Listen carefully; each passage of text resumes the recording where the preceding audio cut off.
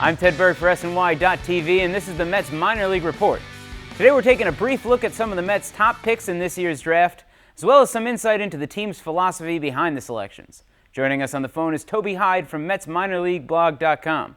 Toby, how are you? I'm great, Ted. How are you? Good. Let's talk about this draft. I guess we should start with the personnel. Tell me about Gavin Caccini. What do you know about him? Well, the first thing is that he comes from a good bloodlines. Both his parents played baseball. His older brother's playing in the minors, the Red Sox. But the real reason you pick him, and the Mets did at number 12, is that he has a chance to be a plus defensive shortstop. And I know there are questions, and whether it's Baseball America, Baseball Prospectus, or ESPN question whether the total ceiling on the bat. The key is he can really run. He's got good hands, and he can play shortstop. Now, I'll ask you a rhetorical question. How many plus defensive shortstops are there in Major League Baseball? I would say 6 to 10 tops. Right. If you can pick it at shortstop, you can probably play in the big leagues if you can hit at all. And if you can hit a little bit, if you've got gap power, and the hope is that Caccini can grow into gap power and hit a bunch of doubles, that's good enough maybe to be an all-star or a very, very valuable Major League piece. So that's a little bit about why he was picked where he was. And in the sandwich round, they took a catcher. Is that something they did to address an organizational need, or you think just a best player available situation? They'll tell you, the Mets thought that he was the best catcher on the board. I mean, that's a tough sell given that Zunino out of Florida was a top 3 overall pick. But they really like the fact that he makes a ton of contact. He doesn't strike out, and he's supposed to be a good receiver. The Mets seem to have had a better grade on his arm than a bunch of the scouting, other people who've done a bunch of scouting in the media world. But they really like him, and that brings up a theme around what the Mets did specifically with regards to hitters. They drafted a ton of guys who just don't strike out. And look, it gives them a chance to put it in play, and I guess the idea is as these guys get bigger and stronger, they're going to hit for a little more power. Power not a big priority in the draft, although they did pick up a power-hitting catcher later.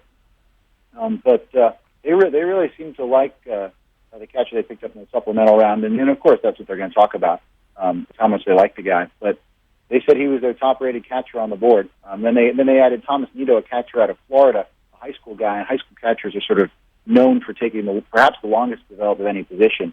But he's got some pop in his bat if they can sign their 8th-rounder, Nido, out of Florida. Toby, let's talk about the philosophy behind this draft, because it seems like a pretty stark departure from last year, and obviously that has something to do with the new CBA.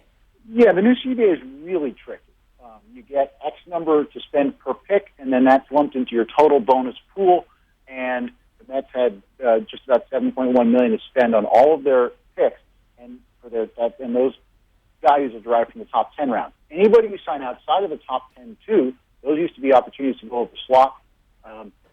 Any bonus outside the top 10 rounds that exceeds $100,000, any amount over $100,000 counts against your bonus pool as well. So basically you've got X amount to spend on all your picks, and it becomes a game how to allocate that and how to allocate it to put the most talent in your system about amateur players that you don't know how they're going to develop. So it's a very, very complicated dance that the teams are going to pull with extremely draconian penalties. If you go more than 5% over your bonus pool, you lose a pick in future years. So the Mets and almost every team in baseball, in the second half of the top 10 with these slots being so draconian and the penalties being so difficult, met with college seniors who they knew would be easy signs so that they made sure they wouldn't exceed their bonus pools and then gave themselves some flexibility after round 10.